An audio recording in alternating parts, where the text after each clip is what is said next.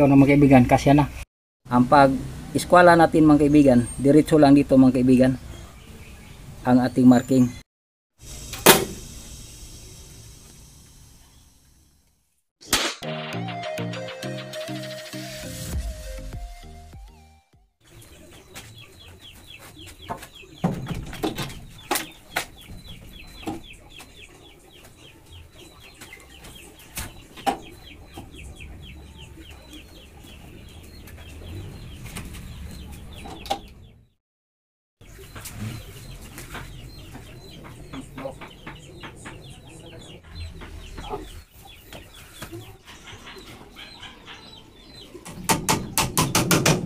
Hello, good morning.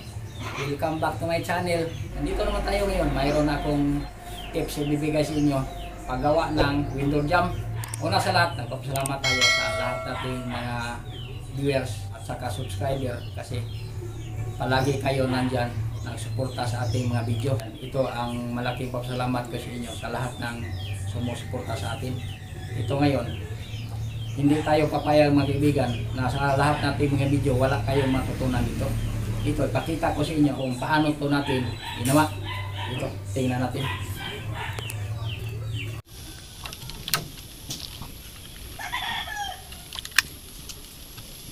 Ito na mga kaibigan, magawa naman tayo ng window jam.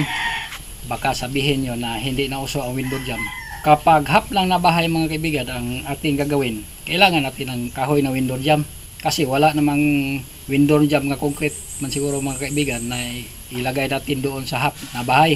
Ito, tuturuan ko kayo kung paano tayo magawa ng window jam. At saka sa pag-umpisa natin, gaya nito mga kaibigan, baluktot ang ating kahoy. Kailangan malaman natin kung ano ang insaktong sukat, kung gaano kahaba mga kaibigan ang ating gagawin. Kasi parang ma-reducean ang iyong baluktot mga kaibigan. Kapag masyadong mahaba ang ating gagawin at maraming allowance, mas mahaba ang baluktot. Gawin nating window jam mga kaibigan. Ito is tatlong expand. Ito mga kaibigan. Atin lang ito mga kaibigan na unti-untiin pagsukat para ang ating malalaman. Hindi tayo malilito mga kaibigan. Ito, maglagay naman tayo dito ng 5 cm para ito sa ating eskwalado. Dito ang sukat sa ating window jam mga kaibigan is 60.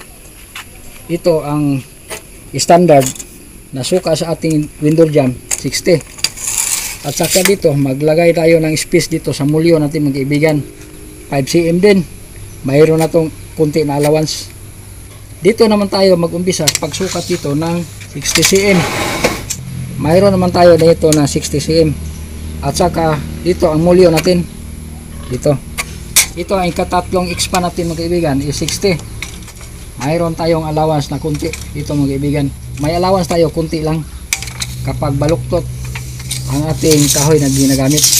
Ang haba nito lahat mga kaibigan is 205 lang ito mga kaibigan. Ang haba lahat. Tatlong expand to. At saka dito mga kaibigan, kapag magpipitik tayo dito, pakinisin lang natin ng konti, di masyado makita ang marking dito.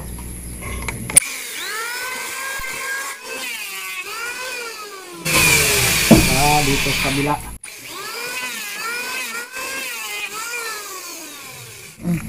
Mayroon akong tips sa inyo mga kaibigan. Kapag mabilis ang tulak natin sa ating planer, ito ang niyang resulta mga kaibigan, magaspang. Kailangan kapag magpipinis na tayo mga kaibigan, hindi na natin itulak ng mabilis. Parang ganito na lang.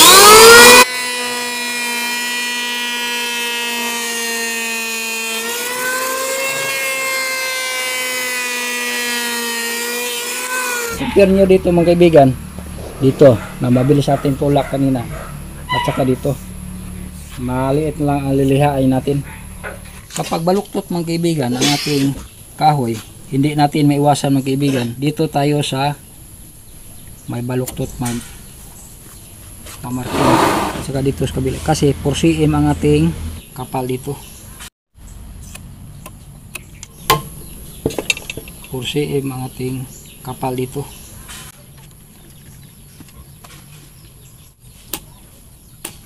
Pag ngayon lang kayo nakapanood sa ating channel mga kaibigan, hindi nyo nakita kung paano tayo mag-align sa ating pinira na kahoy, na jam. Huhulugan lang natin mga kaibigan para ma-align natin. Parang pag-assemble natin mga kaibigan, hindi mahirap, hindi tabingi mga kaibigan. Marami naman tayong video dyan na naghuhulog tayo. Hindi natin gagalawin mga kaibigan. Dito mga kaibigan, hanggang dulo, align siya mga kaibigan. Ito yung paraan natin, parang hindi tayo mahirapan at hindi tabingi.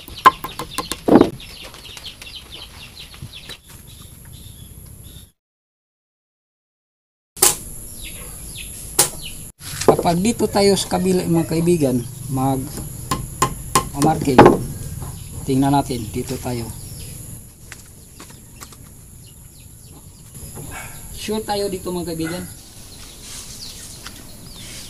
Nipis na.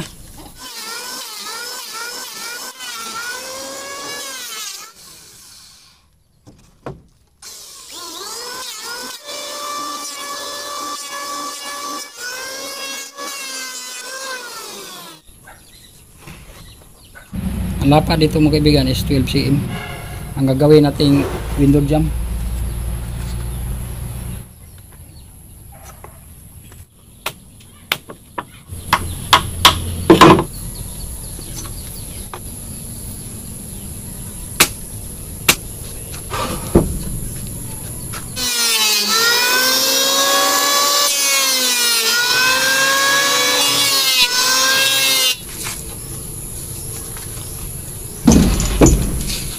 Kapag gusto kayong malaki ang kain sa planer mga kaibigan, adjust lang natin dito. Kapag nipis o makapal, ito lang, adjust natin. Pag wala pa kayong alam,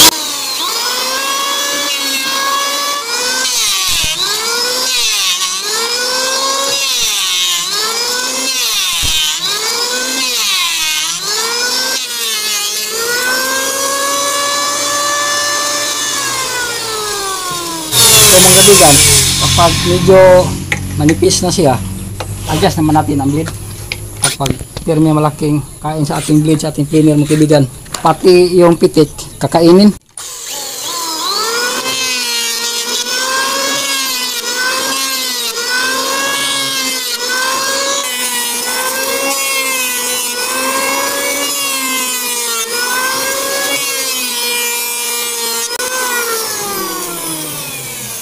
So mag-granny naman tayo dito para magpantay ang ating kahoy mga kaibigan.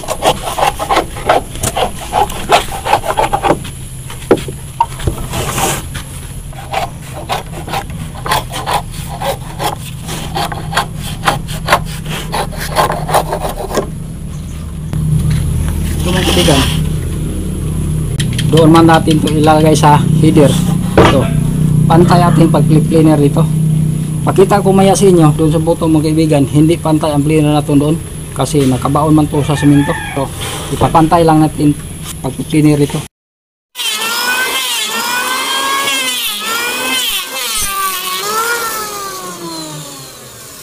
Kapag makapal pa mga kaibigan, ito kalaki ang kinain sa ating planer. Kapag makapal pa,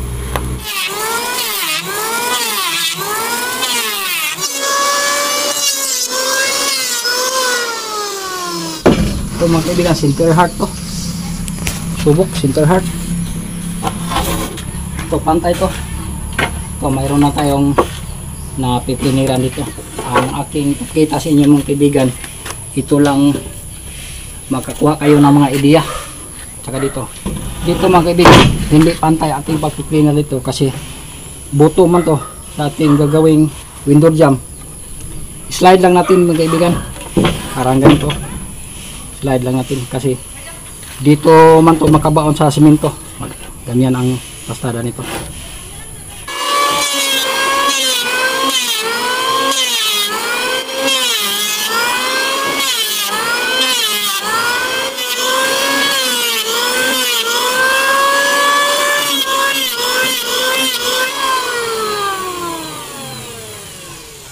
Ganyan lang kaibigan. Kapag concrete ang lalagyan nyo ng jam, ito lang ang pagkagawa kasi hindi naman ito makikita magcha-champer naman tayo.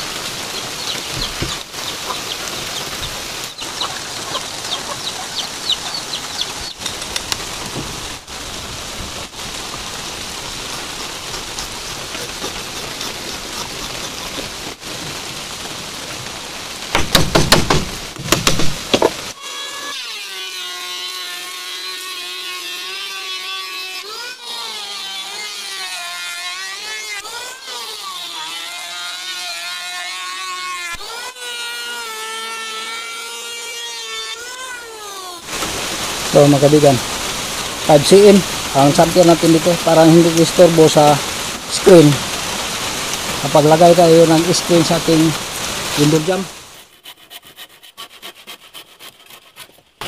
So mga kaibigan, ang siding natin, mag-layout naman tayo mga kaibigan dito sa gawin natin window jam. Iba ito mga kaibigan pag layout natin doon sa door jam. Itong window jam mga kaibigan, ito ang marking natin diretso doon mga kaibigan. Ibahin natin ng 60 mga kaibigan dito. Ito ang expand natin 60 cm. Mulyo natin mga kaibigan, i-actual lang natin dito kung ano ang kapal dito. Magsukat naman tayo dito ng 60. Actual ulit natin ito kapal ng 60. So, allowance nito.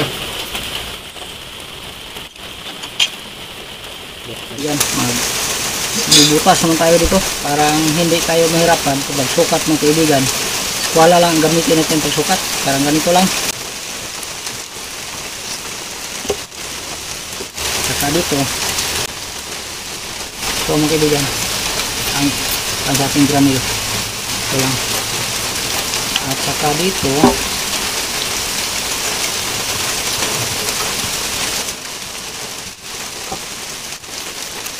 dito ang ating eskwalado mga kaibigan, kasi ang layout dito hindi to eskwalado dito sa kabila, dito lang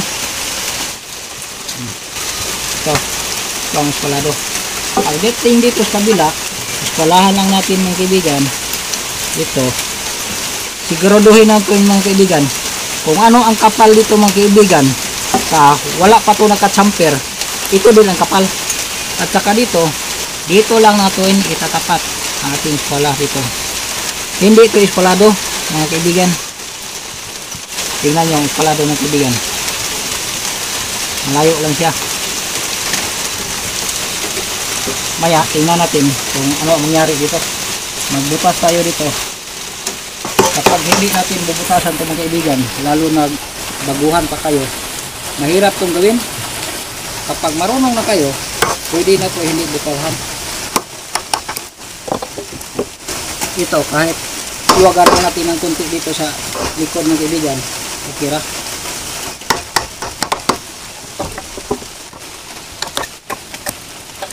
Ito mga kaibigan, mas mahirap itong gawin kaysa doon sa door jam.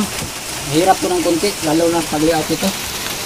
Kailangan masundan nyo mga kaibigan kung paano natin ito ginawa, parang may ideya kayo at magaya nyo.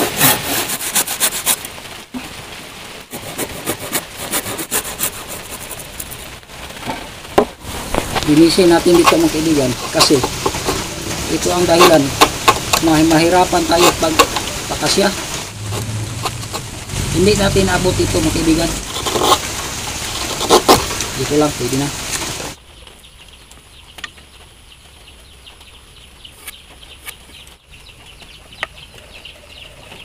Mayroon chamfer dito mga kaibigan kung ano ka kalalim. Ito yon ang ating ibaba dito. 7 mm man ito mga kaibigan. Magbaba na tayo nito ng 7 mm din. So, ito yung ibaba natin. Ibaba natin dito. At saka dito sa kabila, ito lang yung eskwalado. At saka dito, ito natin itapat sa binaba natin doon sa chamfer. Ito na. Dito mag-umpisa mga kaibigan. Og ilang blade ang ating ilalagay? 8 blade man ito mga kaibigan. Ang ilalagay natin dito 72.2 lang ito mga kaibigan. Ang height dito 72.2. Dito eskwalado to lahat mga kaibigan. Eskwalado to lahat. Saka dito sa kabila. Eskwalado. Kasi ito mga kaibigan, dito man to magtapat. Wala man center dito. Ito ang ating sukat mga kaibigan. So, at saka dito sa kabila. Para mabilis. Hindi tayo palagi magsusukat. Kakapingin natin.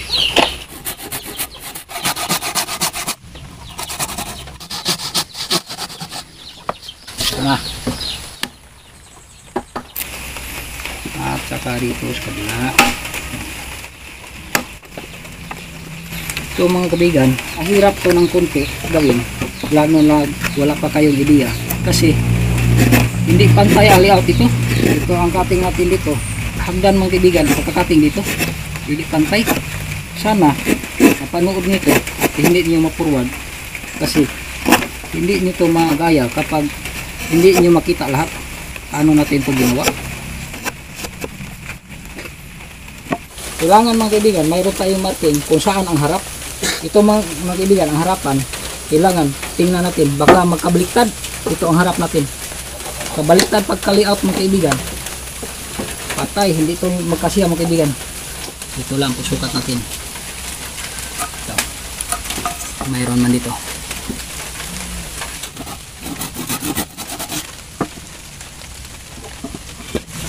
Dito sa bila. Ito, pantay ko mga kaibigan, iskala dito. Dito sa bawal.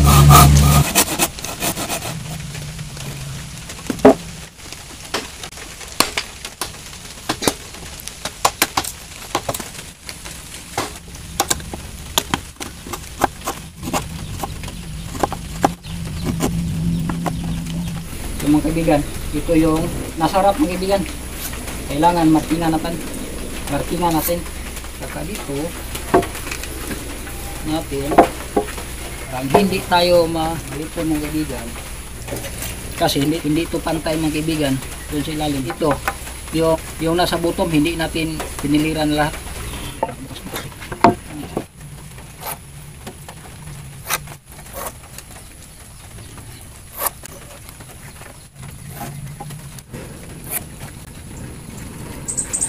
So yun mga kaibigan, pantay itong cutting ito.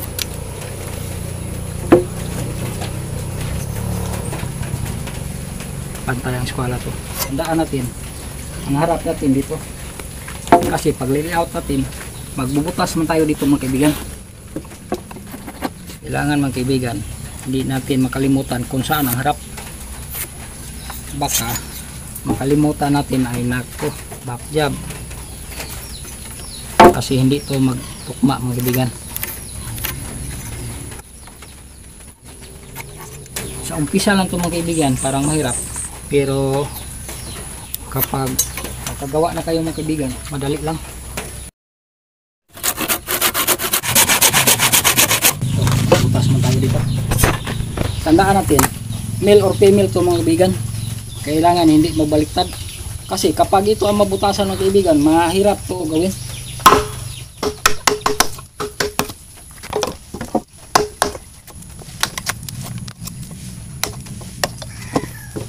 Basta dumili na mga kaibigan, malaking center heart yung subok, pero matibay siya na kahoy.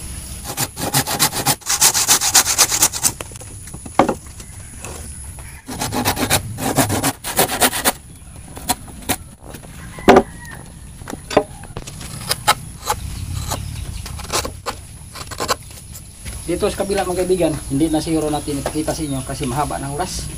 Disim lang ang ginagawa natin dito mga kaibigan, dito at saka dito. Ito na mga kaibigan, kita na niyo itong chamfer natin o ano ang kalalim dito mga kaibigan. Sa sinasabi ko na ito ang binaba natin dito, hindi ito eskwalado. At saka dito ang eskwalado natin dito mga kaibigan, ito at saka dito.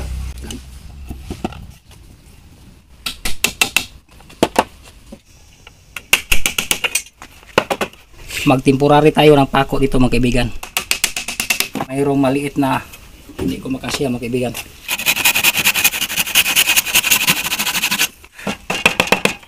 I-checking lang natin kung eskwalado ba o hindi.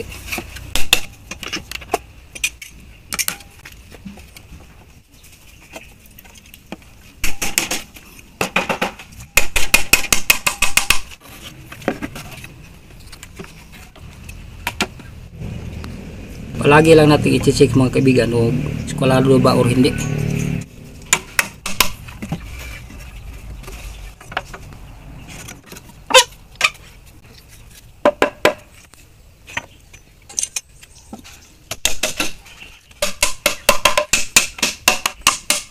Tsaka dito naman tayo sa kabila.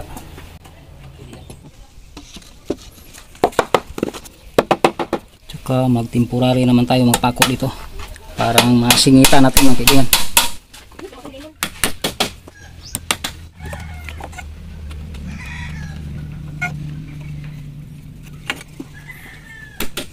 Palaging temporary lang compress natin mga kaibigan kasi hindi pa kasya doon. Saka natin ipipix kapag kasya na dito.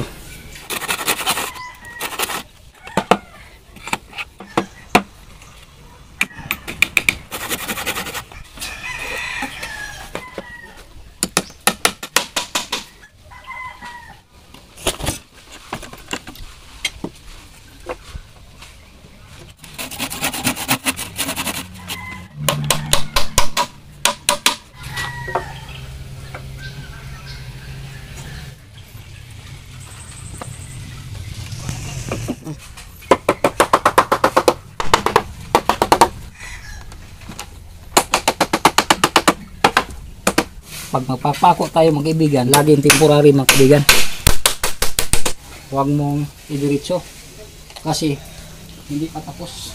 Kaya na natin idiretso mga kaibigan kapag kina.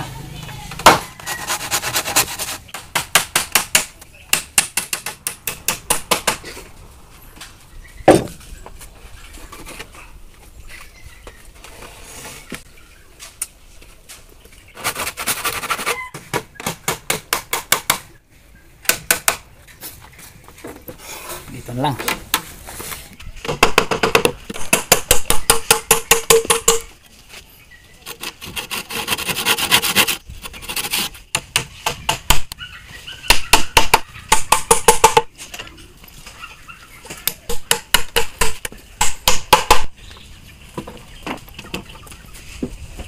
Tapos na tayo nag-assemble. Mulyon lang kulang dito.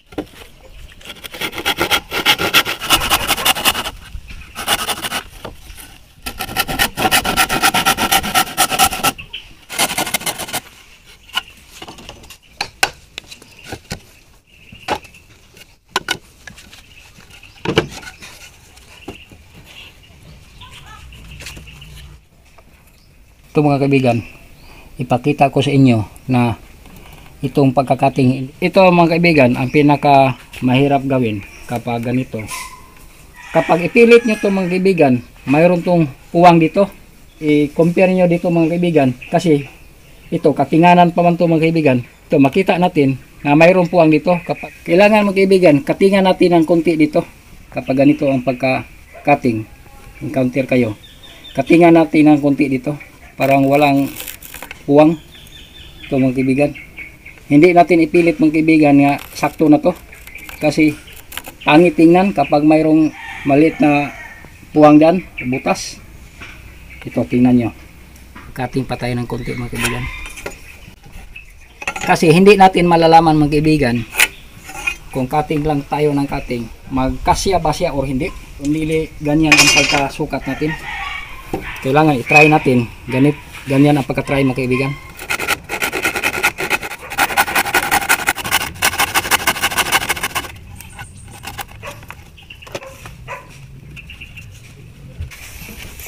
Ito na mga kaibigan, kasya na. Ito mga kaibigan, pwede ko na itong hindi pakita sa inyo. Pero gusto kong malaman nyo at matuto kayo mga kaibigan. Kapag maganito ang sitwasyon mga kaibigan, ito tinuturo ko sa iyo. Parang may ideya na kayo kung paano siya gawin kapag ganyan. Kapag dito ang mayroong puwang or dito, ganyan lang, kakapingan lang natin. Ito ang pagkasukat natin mga kaibigan. Ganyan na lang natin. Kailangan maliit lang ang labis natin dito mga kaibigan. Parang makaganyan tayo. Kapag sobrang mataas mga kaibigan, hindi na, pwede man, pero hindi na masyado malalaman natin kung error ba siya o hindi. Ito lang mga kaibigan.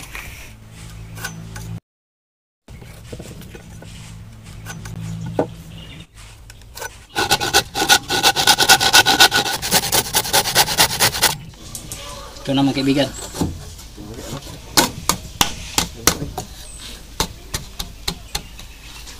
Sakto lang. Ganyan natin pagkagawa mga kaibigan.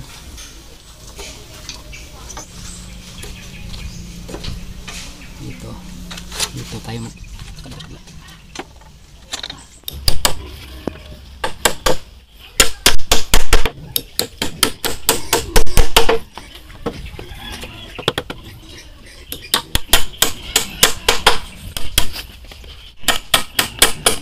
maglagay naman tayo ng isa dito. Ito pakita ko lahat sa inyo mga kaibigan para hindi kayo bitin ating ginagawa.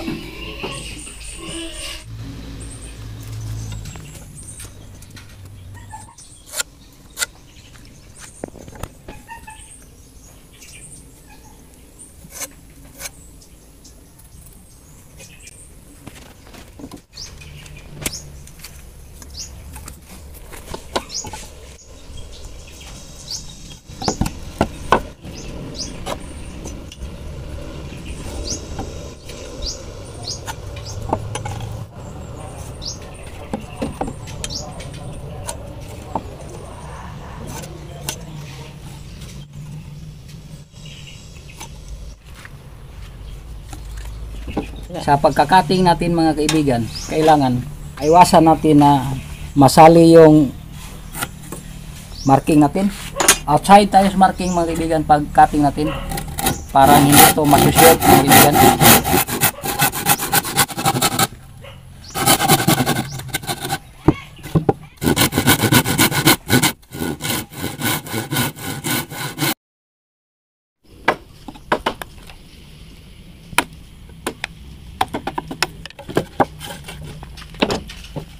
Ito mga kaibigan, para malalaman natin kung kasya ba o hindi. I-compare natin dito mga kaibigan. Ito ang ating gagawin. Parang malaman natin kung kasya ba o hindi. At saka kakatingin natin kasi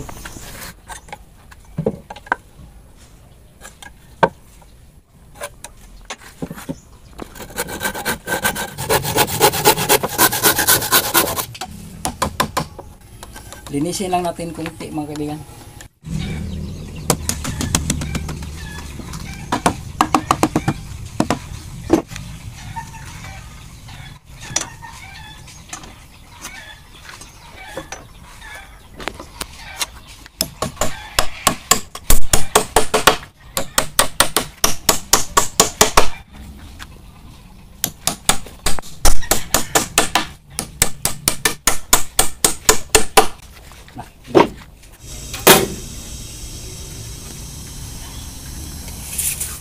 Aking shout out ang ating mga kaibigang mga supporters dyan. Kapaterno Celeste, Fernan Isko, Victor Balye, at saka sa ating mga kaibigan dyan sa DMCI, lalo na kay Ernesto Gabiaso. Shout out din sa inyong kasamahan dyan at sa iyong mga engineers, lalo na sa may-ari dyan sa DMCI Construction. Shout out din sa inyo. At saka shout out din sa ating mga kaibigang vloggers dyan, Waray Upay TV, RJ Calvo TV, Yansky Vlog, Bisda Casio, Stretch Smart. Sana patuloy ang iyong pag-upload sa iyong mga video at hindi kayo magsawa. Makamit nyo rin ang iyong pinangpangarap. Sana marami nang sumusuporta sa inyo. God bless to your channels. Ito mga kaibigan, gusto ko lang ipaklaro sa inyo, baka hindi nyo nakuha ang pag-layout natin kanina. Ang pag-eskwela natin mga kaibigan, diretso lang dito mga kaibigan ang ating marking. At saka nagdadaon tayo dito mga kaibigan kasi pinaka-importante ito, kapag hindi nyo nakuha ang layout natin dito mga kaibigan, hindi magpakasya dito. Ito ang sinasabi ko nyo na hindi eskwalado. Ito mga kaibigan. At ilang imamarkingan mga kaibigan para maklaro natin na hindi ito eskwalado. At saka dito sa kabila. Ito sa kabila mga kaibigan. Ito. Kapag eskwalado natin mga kaibigan, hindi ito magkasya dito. Hindi ito mapit. Kasi mga kaibigan, ang eskwalado natin dito mga kaibigan. Pinaka-importante ito. Ito ang eskwalado natin mga kaibigan. Ito. Mamarkingan natin ang ito. Ito ang eskwalado natin. Dito tayo mag-eskwela mga kaibigan. Baka hindi nyo nakuha kanina. Ito. Dito tayo. Kasi ang marking natin mga kaibigan, nag-offset tayo. Dito ang marking natin. Dito lang natin itatapat sa eskwalado doon sa ilalim mga kaibigan. Ito.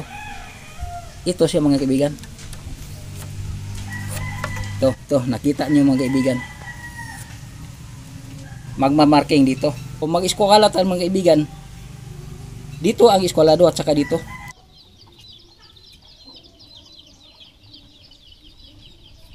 Sa lahat ng aking mga video mga kaibigan, gusto ko nga may matutunan kayo. Itong ginawa ko ngayon, kapag nagustuhan nyo, pakiusap ko lang sa inyo mga kaibigan, paki-like naman, share, subscribe, at hit the bell button para mayroon akong bagong mga i-upload na video, ma-update kayo. Ito lang, maraming salamat. See you on my next video.